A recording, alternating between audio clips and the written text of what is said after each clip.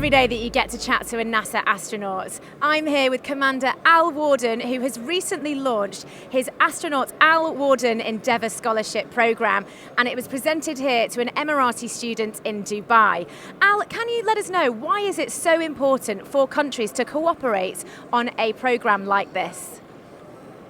One of the things I realized after making my flight was that we need to sustain the kind of people that are going to design, develop, and fly spacecraft in the future.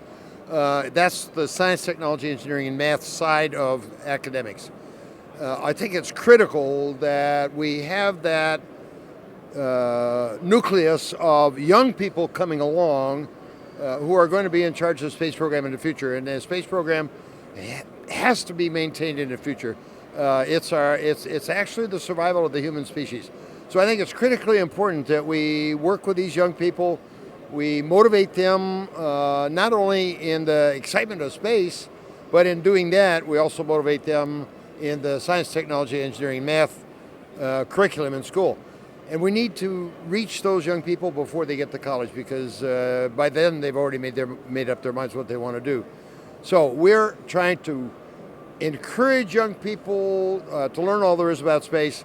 And in doing that, they're going to be exposed to the science, technology, engineering, math courses. And we're hoping that that generates a whole new generation of those who are very capable of taking us further into space. I have to say, I wish I had something like that when I was at school, because it would have been a very interesting thing to do. Now, it's been 50 years since the landing of Apollo 15. How have you seen the space industry change within your time? Apollo 11 was probably the high point of manned spaceflight.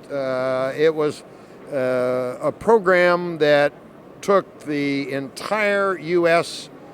Workforce to put together. 400,000 people worked on the program.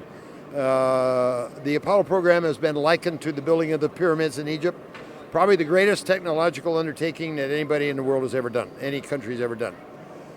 Since then, we've flown a total of 6 flights that landed on the moon. Then we kind of backed off a little bit and started thinking more about maybe we should be looking back at the Earth and doing things here. So we started the shuttle program, and if you have a shuttle, you got to have some place for the shuttle to go. So they built the space station. Now the only thing going today is the space station, but it's international.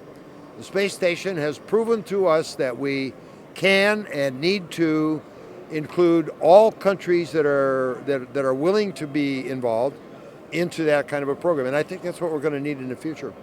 And what do you think the focus should be? Should it be sort of more satellites, or should it be more exploration?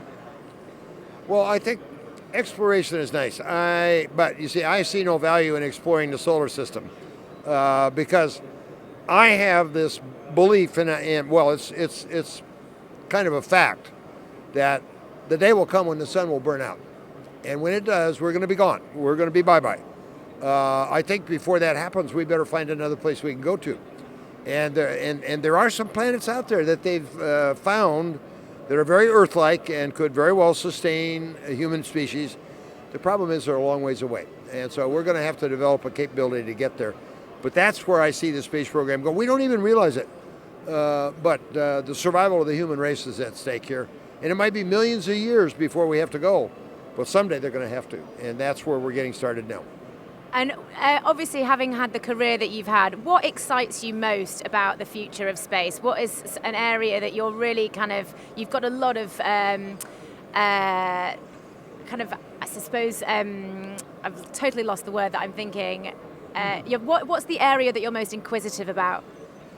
Well, what I see in the future is there are lots of problems. What I see in the future is long-term space flight. We've never had that, except in the International Space Station. But the space station is in Earth's orbit where it's protected from solar radiation, basically. When we get out beyond that part of the Earth-Moon system, whoever goes is going to be exposed to the full power of solar radiation. That is a problem we got to figure out. We got to figure out how to get there a lot faster. I see us eventually going warp 5, just like in the movies. And I think that's what we're going to have to do to go where we need to go. It's going to be a long, slow process. I'm very excited about the possibilities. I'm excited about the commercial possibilities in Earth's orbit, and I think even SpaceX is talking about going to the moon. So that's a possibility, but the moon's not very far away. It's only 240,000 miles. We got to go zillions of miles to get to the next planet, and that's going to be a big job, big problem. Oh, Al, thank you so much for chatting to us. I know you've had such a busy time here in Dubai.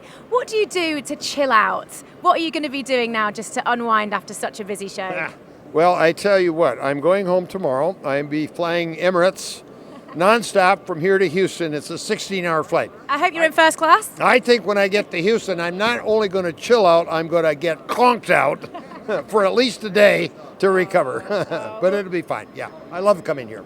Excellent, and thank you so much for chatting to us. And as ever, for more interviews and news and potentially other interviews with astronauts, head over to wearefin.com.